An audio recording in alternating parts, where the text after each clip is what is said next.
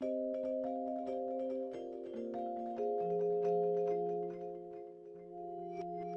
I think about the course of my life and what I'm most proud of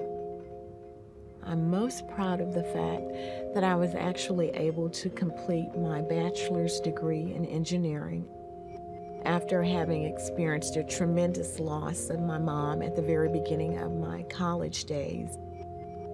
This was absolutely devastating for me, to the point that I really considered not going back to school.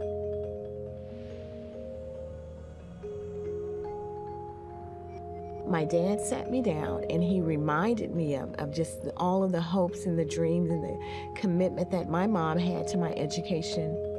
She was an absolutely amazing woman.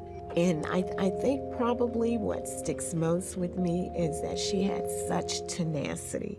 I mean, when she would grab a hold of something, she would never let it go. And I think that's probably what I remembered most in those really difficult days when I returned to college.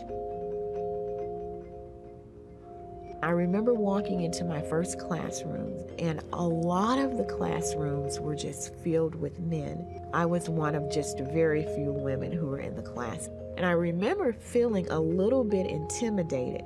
And so I remember it became a challenge for me. I wanted to be the best and the brightest. I think before Mr. Krantz paraphrased the saying, failure is not an option, I think I probably adopted that at a very early age. I am Annette Moore, and I'm currently serving in an acting capacity as the Deputy CIO and the Deputy Director for the Information Resources Directorate here at Johnson Space Center. I didn't actually even think that I would be living and working here in Houston when I graduated. I had actually planned to move away. I had a friend ask me if I had considered coming out to Johnson Space Center and working out here. And so I came out one afternoon, interviewed, and I think I got a call that Monday. I came out like on a Thursday or Friday. I got a call that Monday to come back for a second interview and hired on. The lady who recruited me had a lot of energy, and when I came in, she was so enthusiastic. And she was enthusiastic, and get this, because you don't know how excited we are, a female electrical engineer. That got me to thinking back to my initial days at Prairie View when I walked into a classroom and I was one of, I think, about 6 girls in my engineering class.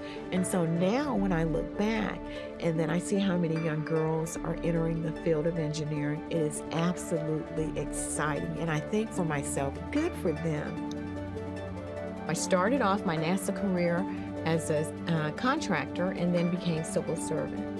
As a contractor, I was actually involved in testing for the shuttle program.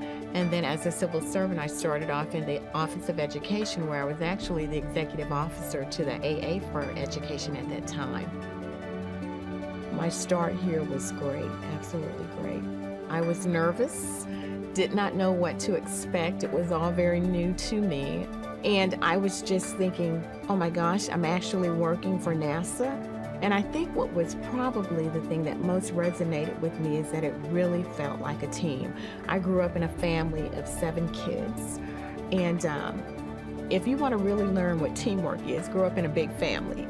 All of the principles and all of the values that I learned about teamwork, I saw all of that in action here at NASA, at JSC.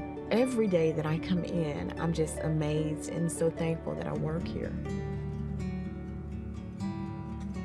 I look at what we do at NASA, and my gosh, all things really are possible when I look at that. It's absolutely amazing to me, even now after all the years that I've been with the agency. All of the things that I've learned along the way, all of the lessons that I've picked up along the way, I've come to realize that they were all designed to get me exactly where I am now. I never thought that I would be working in the capacity that I currently am working. I'm actually leading people, which I did not see myself doing.